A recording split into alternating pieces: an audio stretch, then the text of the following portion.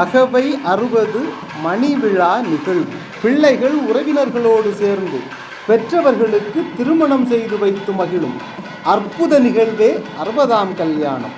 தந்தைக்கு வயது 60 நிறைவு பெற்று 61வது வயது தொடங்கும் போது இந்த மணிவிழா நிகழ்த்தப்படுகிறது.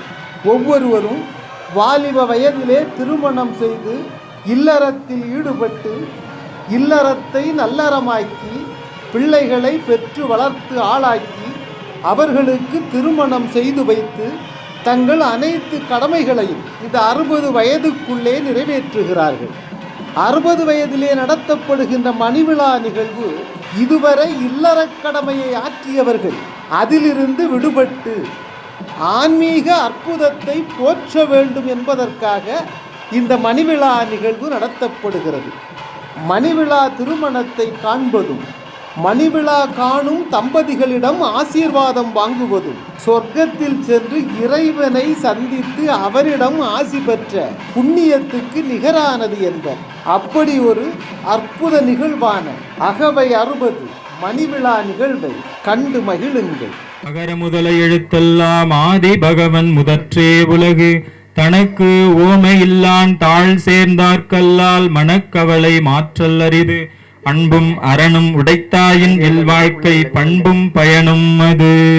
அங்குங்கெனாதபடி எங்கும் பரிபூரணமாக ஆனந்த பூர்த்தியாகி எங்கும் நீக்கமர நிறைந்திருக்கின்ற பரம்பொருளாக விளங்குகின்ற இறைவனே இறைவியே, தங்களுடைய திருவருள் கருணையினாலே நடைபெற்று கொண்டிருக்கக்கூடிய இந்த அருள் வழிபாட்டிலே அம்மையப்பராக திருக்கைலாயத்தை இடமாக கொண்டு எழுந்தருளியிருக்கின்ற தாங்கள் நாங்கள் செய்த அன்பு வழிபாட்டிற்காக இறங்கி வந்து இந்த இல்லத்தின் வளாகத்திலே எழுந்தருளியிருக்கக்கூடிய தாங்கள் நாங்கள் செய்திருக்கக்கூடிய ஒரு கால வேள்வி வழிபாட்டினை பெரும் கருணையோடு ஏற்றுக்கொண்டு இன்றைய நாளிலே 60ஆம் அகவை மணிவிழா அருள் விழாவை ஏற்று போற்றக்கூடிய விழா நாயகர்களும் அவர்தம் திருக்குடும்பத்தாரும் எல்லா வகையிலும் தங்களுடைய திருவருள் கருணைக்கு உரியவராக வாழவும் அவர்கள் வாழுகின்ற காலத்திலே எல்லோரும் நோய் நொடி இன்றி நீண்ட ஆயுளும் நிறை செல்வத்தையும் நிறைவாக பெற்று தங்களுடைய திருவருள் கருணையினாலே நன்று நீடு இனிது வாழவும் அருள் புரிய வேண்டுமாயும் தங்களுடைய பொன்னார் திருவடி தாமரைகளை வேண்டிக் கொண்டு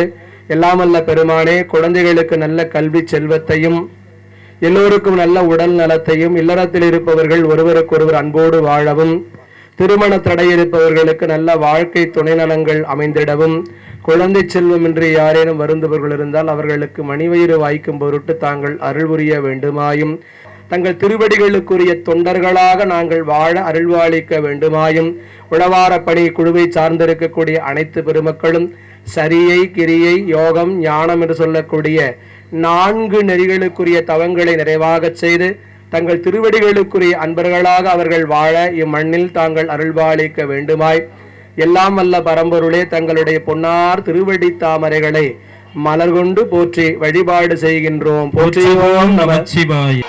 கிடைத்த இந்த பிறவிலேயே படிக்கணும், வேலைக்கு போகணும், திருமணம் செய்து கொள்ளணும், வீடு கட்டணும்னு நினைக்கிறது போல இந்த பிறவிலேயே இறைவனுடைய திருவடியில கலக்கணும் அப்படின்னு நினைக்கிறது தான் உயர்ந்த பிறப்பு. இல்லைன்னா மீண்டும் மீண்டும் வந்து பிறந்து கொண்டே தான் இருக்கணும். எனவே இந்த 60ஆம் அகவை ஏற்கக்கூடிய அவர்களை நாம் ஒரு உறவு முறையாக பார்க்காம இறைவனுடைய அருட்கோலமாக பார்க்கணும். இப்போ நீங்கள் நல்லா நினச்சி பாருங்க, ஒரு கோயில் குடமுழுக்கில் என்னென்ன சடங்குகள் செய்வாங்களோ அது அத்தனையும் இப்பொழுது அவர்களுக்காக செய்யப்பட்டு இருக்கிறது. யாகம் வளர்த்தப்பட்டு இருக்கிறது. அங்கே குடமுழுக்கு தீர்த்த விடுவது போல இங்கே நான் அவங்களுக்கு தீர்த்த விட்டுருக்கிறோம். தீர்த்த விட்டு முடிச்சதுக்கப்புறம் இறைவனுக்கு சிறப்பு அலங்காரங்கள்லாம் பண்ணுவாங்களே, பட்டாடை உடுத்துவாங்க, பட்டாடை உடுத்திருக்கிறாங்க, புது மாலைகள்லாம் சூட்டுவாங்க. அப்போ இவர்கள் கடவுளான கடவுள் கிடையாது, ஆனால் கடவுளுடைய அருளை இப்பொழுது முழுமையாக பெற்றிருக்கிறாங்க. இப்போ நம்ம எல்லாரும் சேர்ந்து தீர்த்த விட்டோம் பார்த்தீங்களா, அந்த தீர்த்தத்தில் இருக்கக்கூடிய இறைவனுடைய அருளெல்லாம் இவர்களுடைய இல்லற வாழ்க்கை சிறப்பாக அமைந்தது போல எல்லாருக்கும் வந்திருக்கக்கூடிய சொந்த பந்தங்களுக்கெல்லாம் அமையணும். சின்ன திருமணமாகாமல் இருக்கக்கூடிய இளைஞர்களுக்கெல்லாம் எதிர்காலத்தில் நல்ல முறையில் திருமணமாகி பெரியவர்களெல்லாம் எப்படி வாழ்ந்து கொண்டு இருக்கிறீங்களோ அதுபோல் அவர்களுக்கும் வாழ்க்கை அமைய வேண்டும் என்று அவர்கள் வாழ்த்தணும். அதுக்கு தான் இந்த வழிபாடுகள்லாம் வச்சிருக்கிறோம். இப்பொழுது திருமாங்கல்யத்துக்குரிய வழிபாடு நடைபெறும். அதன் பிறகு கிழக்கு நோக்கி மனை அமைக்கப்பட்டிருக்கிறது. அதில் அமர்ந்து அவர்கள் திருமாங்கல்யம் அணிந்து கொள்வார்கள். பிறகு இருவருமாக இங்கே வந்து மாலை மாற்றிக்கொள்வார்கள். பிறகு இந்த இடத்துல இருந்து இறைவனுக்கு வழிபாடு செய்வார்கள். அதன் பிறகு 3 முறை இறைவனோடு வலம் வருவார்கள். பிறகு மனையில் அமர வைத்து இந்த வேலி கலசத்தில் இருக்கக்கூடிய இறைவனுடைய அருள் மாலைகளை சூட்டி அவர்களுக்கு தீர்த்தம் தெளித்து பிரசாதம் கொடுத்ததுக்கு பிறகு நீங்க என்ன செய்யணும்னு கேட்டீங்கன்னா எல்லாரும் வரிசையா வாங்க. நீங்க கொண்டு வந்திருக்கக்கூடிய சீர்தட்டு பரிசு பொருட்கள் எல்லாம் அவர்கள் கையில கொடுத்துட்டு அவங்க உங்களுக்கு திருநீற்று பிரசாதம். அவர்களோட வயதுல மூத்தவர்களாக இருந்தா நீங்க அவர்களை வாழ்த்துங்க.